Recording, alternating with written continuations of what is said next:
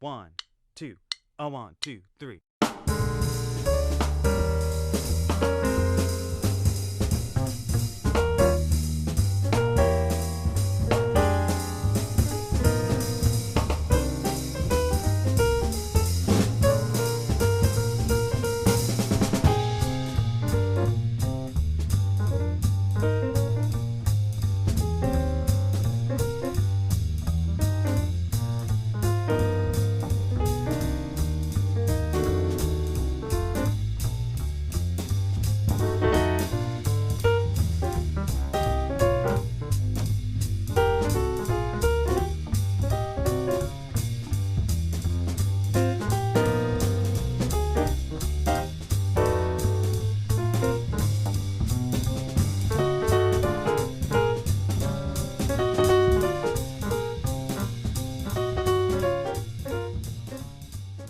Hi, it's Patricia, South Shore Style TV, and we are in Scituate, and we're about to go in and play with this fabulous store called Native. Come with me, it's phenomenal in there. Hi, it's Patricia, South Shore Style TV, and we're in Scituate at the uber cool store Native. And the woman, the powerhouse, the international brainstorm behind this incredible store that will truly give you sensory overload, you don't know where to look first, is Marie. And thank you so much for having us here. Nice to meet you. Nice to meet you as well. So how long has Native been here?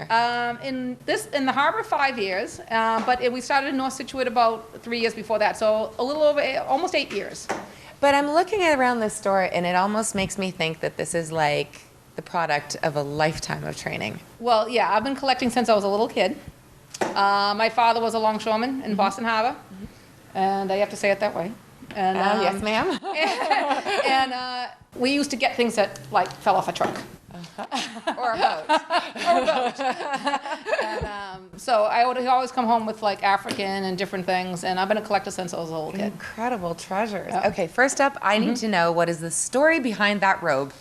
Oh, the one over here? Yes. This mask, this is a dance mask from Oaxaca. It's very old, and it's for specific dances. Sometimes they're jaguar ones, and this is a fish one. And these masks are actually attached, and they're called maskettes, and they're meant to be here. And then that's the actual mask, and they're all carved out of wood. And then this is canvas and then painted, and it's all two-sided. So this would be worn in a dance. That's an absolute work of art. Yeah, and these are rare now. They used to be very common, but they've been snatched up by collectors. And I actually bought this from a collector who was downsizing, and then she bought it in the 70s, and it was old then. So I bought a lot of these masks on this wall from a collection. Occasionally I'll buy people's whole collections if it's appropriate. And I spent 4 months in Mexico years ago, in this area too, where these masks are made. Yes. So I have a particular love for these masks. I have a bunch of them at home. In fact, I spent my last $20 in Mexico and almost didn't get on the plane. My kind of traveler. The big Haitian one up there, you can wear that. The guy with the rooster on his nose? The red one, yeah, that's very functional.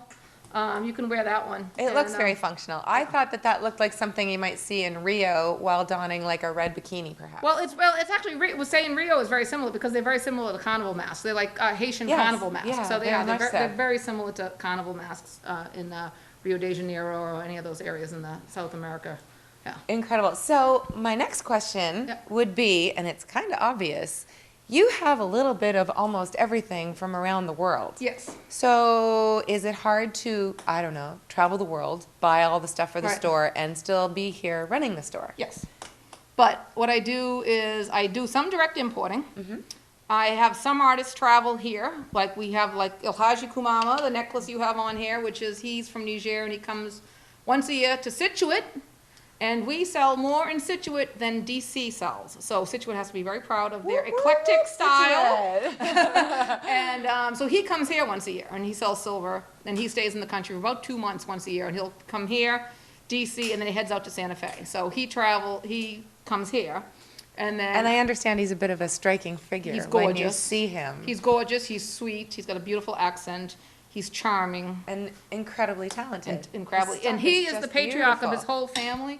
When they come to this country, I don't know if you know about the Niger and Mali and all the problems that have been going on in the last couple of years. And actually, I was supposed to go to Niger in October, but it's a do not travel zone right now, so you can't travel there. And he was gonna actually take me to meet the Sultan, but I didn't get to. But I he'll told be you back. this lady was quite the treat. And, so, but he, like I said, he comes back once a year, and he is the patriarch of his whole family, and he supports 300 families, not 300 people, 300 Oh, families. my heavens. And he is basically the only one that makes money, and him and his brothers and his sisters and his uncles, everybody makes this with him. It's not just him. And he'll be demoing when he comes too. We have to point out your necklace. It's Oh. just breathtaking. This is Ilhaji Kumamra as well. This is See if we can get it on the camera. It's yeah, this just, it is, takes my breath away. made out of ebony and, fine silver. Yes. And it's all hinged, and it's very old, and this is carnelian down here. And this is a one-of-a-kind piece that Ilhaji brought a couple of years ago for me. And I've got a couple of very large pieces from him, and this is one of them. Is it heavy? No, it's actually not as much, because if you notice, it's a lot of it is ebony, which is wood. Right. The way it's made. It's and then the beautiful. signature is just as pretty as the piece. Oh my goodness, yes it So the is. signature is just as pretty, and you have, like I said, you have one on. Yeah, and I was surprised that this really is, it's so light. Yes. And I thought it would be a little heavier, but it is. Day of the Dead, Dias de los Muertos, is It's a a very celebration big deal, of your yes. ancestors. It's huge. It's bigger than any other holiday in Mexico. Yes. And it's Even bigger than Cinco de Mayo. Oh, it's, yeah, much bigger than Christmas, because in Christmas, I was down there at Christmas once, and they really celebrate the day the three kings arrive. That's the day that they arrive. Yes. So that the Dias de los Muertos is the biggest one. And it's mostly Mexican. There's occasional Peruvian. I was in Peru last spring, and I brought home a lot of Peruvian things. Most of this is Mexican, although this actually piece just came out of Haiti. I've been doing some direct importing in Haiti right now, and having some custom pieces made over here. These are vevas. These are voodoo symbols. It's called a veva? A veva. A veva. I'm always saying it incorrectly, so I'm sure someone's going to correct me. It's a veva of Aloha. And basically it means symbols of the spirits. And they're different symbols that evoke different energies as well. So there's like the goddess of love and the spirit of love and hate and all different kinds of symbols. And these ones were custom made for me based on symbols that we're developing, and they're making them in Haiti and bringing them back and forth. So That's fantastic. people are used to seeing a lot of the Haitian mermaids and fish Yes, and things yes. like that. And I'm trying to develop the voodoo symbols, which people have such a negative connotation of voodoo, but it's just like a saint. I think it's or- more a question of just education. Yeah, And exactly. then people will understand and appreciate it more. That's a big part of what I do here too, is everything comes on a card that explains what the history is, where it comes from. Because it's so rich in Yeah. history and in story too. Yeah, and then, and a lot of Native American. I've been going out west for 30-something years, and the word native was to evoke not just Native American, but indigenous, indigenous, and folk art cultures. And a lot of shops, if you have a Native American shop on the East Coast exclusively, is almost impossible, because people think it's Southwest, it's a style thing. And not many people mix Native American with world folk art. It's usually either a world folk art or a Native American shop. Yes. So I mix the two, because it makes no sense to separate them. But it's always been kind of separated in this country. Yeah, very much so. And That's true. occasionally you'll see a little Mexican overlap with some Oaxaca things and stuff like that in Native American shops, especially out west. You'll see some Mexican Right. mixed Coming in, up, because it's just yeah. coming up from the border. But not usually in the East Coast. Yeah. It's tremendous. Shall we go visit? Where should we go next? I'm going to let Let's you see. choose. We can go to Africa. Let's go to Africa. And Papua New Guinea. Okay. This is these are different. Actually, some of these traditional tribal pieces up here are Papua New Guinea and different parts of Africa. This is Asmat, which is on the east side of the island of New Guinea. What is this made out of? That is bark cloth. Amazing. So it's pounded bark cloth and then painted with mud, different mud, and it's very similar to. It looks very Aboriginal, but it's actually does, Asmat. yeah. So it's in the area, and then this is actually a Korean dance mask, which is kind of mixed Which in is here a little threw bit. in a Yeah, little throw piece of the piece Orient. color. And this is African, and this is a traditional African mask as well. And people don't This is a realize mask? that's a mask. And the way a lot of Really? masks are worn in Africa, they're actually on the head. Okay. And then they're covered in raffia, and there's a bent over, or there might be several people under them. So this is the back, and that would be at the front? This is actually a water buffalo. If you can see, it's a stylized water buffalo. You can see that's its head, and that's its two horns meeting. Yes. And it would be worn at an angle like Yes. this, just so that they can see a little bit out. Okay. And then they'd be covered in raffia, different kinds of shredded material that would be cover their body. Right. I'm telling you, you can get lost in here for hours upon hours. It's just fantastic. And it is not just at the eye level. If you look up, there's this massive, huge butterfly. Where did that come from? That is from Bali. That was a recent acquisition that me and my interns found at one of my suppliers, who's actually out in Western Mass, and he brings in whole tea houses and buildings and everything from Wow. from different parts of Asia. In fact, the vintage door. The doors. over I there- was going to ask you about that, actually. Those are 150 plus years old. He From brought those Bali? in. No, those are from India. And when I was building out the place, I wanted kind of a tribal neutral door. I didn't want it to be any one specific, and that one, unless you get close and you can see the lotus flowers up in the corners, you wouldn't know that it's from Asia. Oh, It on could those be big on blocks the there. big blocks of corn. It was in 10 pieces, and it's about 800 pounds. Oh. So when we were building out, Anything to declare, ma'am? no. Well, that's like when I came back from Peru and I had 36 pairs of shoes on my back. And they were all samples. You're a girl after my own heart. 36 pairs of flip-flops. And they made them for me when I was there. I met this woman who does these really beautiful flip-flops, and actually I just got a new batch in. And these are traditional woven Peruvian fabrics. Wow. And while I was there, I picked out all the fabrics I wanted and made the color combinations. So there's only 36 pairs, well, And they're custom. they're custom done, and they're custom done, and they're really comfortable. And you they're- can only get them at Native yeah. in Scituate. Yeah. How about that? Yeah, and you can't even, I don't know if you can even get them, I'm not being kidding, I don't know if you can even get them in other parts of the country right now, because, You really can't. and I was there for I a don't think week. there's many shop owners who would put, how many pairs? 36. 36 pairs on her back and travel back after having them custom made Yep. from Peru. Yep. So I would say it's pretty much Yeah. a find. Yeah, there's not that many of them. Everywhere you turn in Native and Scituate, there is a compelling, amazing story that teaches you not only about history, but also about business and going forward, Yeah. and development and creativity and energy. And it's just the most brilliant And I do combination. everything fair trade, and occasionally I work with like a co-op. That is very You important. know, and there's yeah. sometimes the co-ops in this country, and they bring things in. I have a couple of friends who have different businesses that I've met over the last few years, who have co-ops in, oh God, South Africa, tons of South African. I've met, asked me how I get things. About 6 years ago, I went to a South African embassy, blah, blah, blah thing, and they had all these amazing, Wrangler. whatever it was, like South African wine, you had South African drumming, and then I met all these different co-ops and nonprofits and different kinds of micro businesses Yes. from South Africa. So that's Incredible. when I got a lot of stuff from South Africa. That's Fantastic. what. Have I you not been over to- there? No, I've not been. Is to- it on the that's- list? Oh yeah, it's on the It's list. on the list. I got a very long list. Though. I can only travel 2 to 3 times a year. Right. And I go out west at least once a year for all the Native American stuff. Guatemala is now my new happy place, so I'm going back there in September. And then I got like 5 more. I don't know what I'm going to do. And Morocco's on the list, high on the list too. So I soon, like so. this list.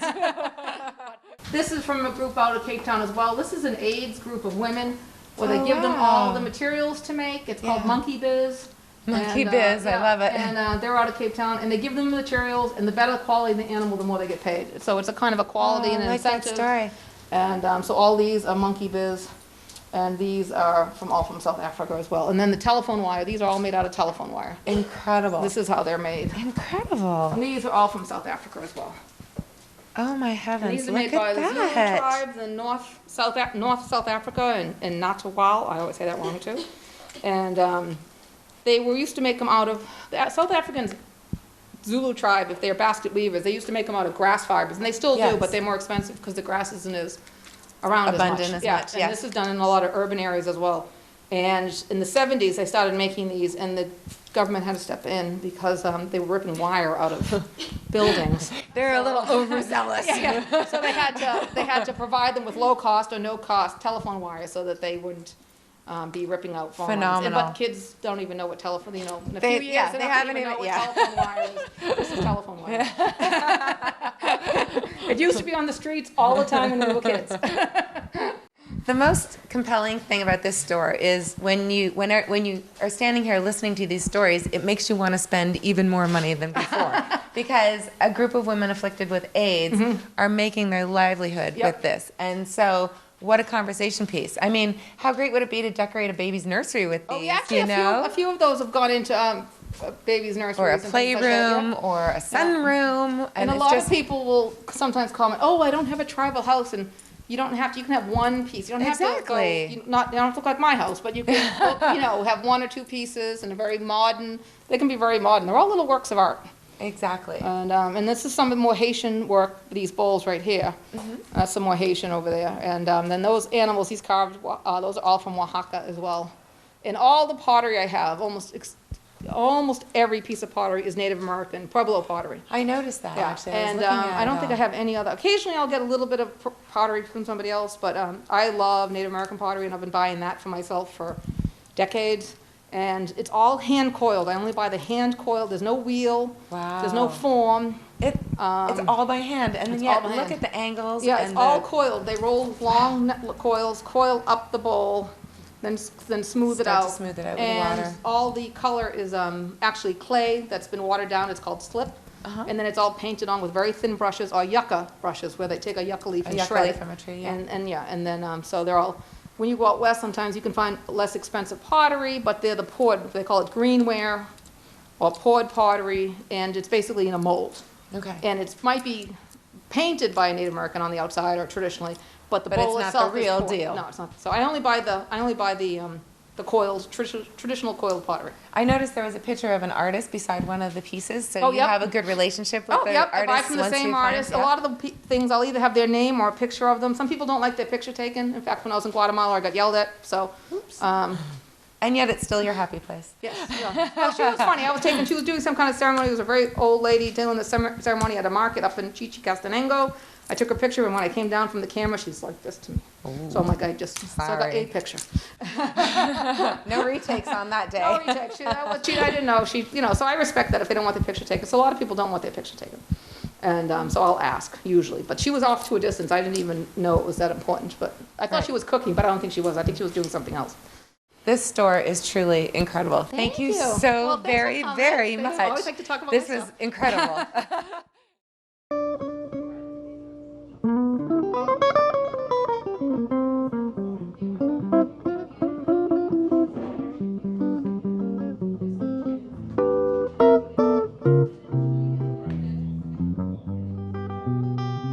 Hey folks, it's Jeannie here from South Shore Style TV, and today we are at the Quarterdeck here in Scituate Harbor. This place is so cool, as you can see from everything around me. So come on in and check it out. Today we are here at the Quarterdeck in Scituate Harbor, and I am here with the manager, Donna. Now this place has an awesome style. How would you describe it? A little bit of everything. Anything you want, we've got it. Shells, beads, jewelry. And also I see that this includes a lot of Scituate history, like the shells. Is there something that you see a lot of your clients drawn to in here? Shells and rocks. And also, honey, the jewelry. The old postcards. They come in for a little bit of everything. Now, how did you get started in the business? Because this place has been around forever, and it's awesome. Joan started it 45 years ago. She didn't know what she was going to do with her life. She started traveling, started buying, and here she is 45 years later. And she's still the same lady. She hasn't changed. She hasn't changed her buying, as you can see. But it's got a little bit of Joan in here. Now, what is something that you see your clients coming in here a lot to buy? Is there one popular item? Now, yeah, the jewelry. People are really buying because we've got costume jewelry, but we also have really nice nautical seashells, sterling silver. We've got the mermaids. It is the jewelry that is carrying us. And is there one certain season that you have a lot of traction in the store? Definitely the summer and Christmas. Christmas used to be as big as the summer, but now it's, we get people, you don't get tourists, you get people who have come back home to visit. Coming down 3A or down Route 3, there's not a sign that says Scituate. So we're just a golden little gem down here.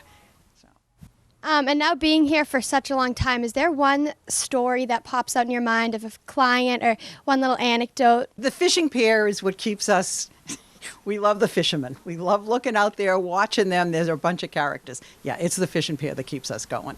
And also, another store is Maria's Sub Shop. Oh, yeah. They've been here longer than we have, same owners. So they've got that end, we've got this end. And is there one favorite thing in the store that you love selling to people, or something here that you just love to have in the store? I love selling it all. And when we get something new in, it's exciting. I love the old postcards that we have. It's fun going through those and looking at where you grew up and say, oh, wow, this is what Scituate used to look like, or this is what Hingham used to look like. So it's a little bit, it's just fun. I love it, bottom line. And now, have you found it difficult to keep up with the trends because you've been here for such a long time? You go out, if you keep going to the shows, you walk and you look at all the shops, you go to the mall, you see what they've got, then you see what the mall has and you say, okay, we're not going to have it. So we are constantly, Joan is constantly on the road. She's constantly looking to see what's new and what we should have that somebody else doesn't have. And that's our bottom line. We want to stay different. And do you have one specific piece of advice for anyone looking to get into a business down here in Scituate or on the South Shore? No, I'll be quiet on that. Well, thank you so much. It was great talking to you. Thank you, honey. Thank you. We just had an awesome visit here at the Quarterdeck in Scituate Harbor. Next time you're in Scituate, you have to make sure to stop by and visit Joan or Donna. And I'll catch you here next time on South Shore Style TV.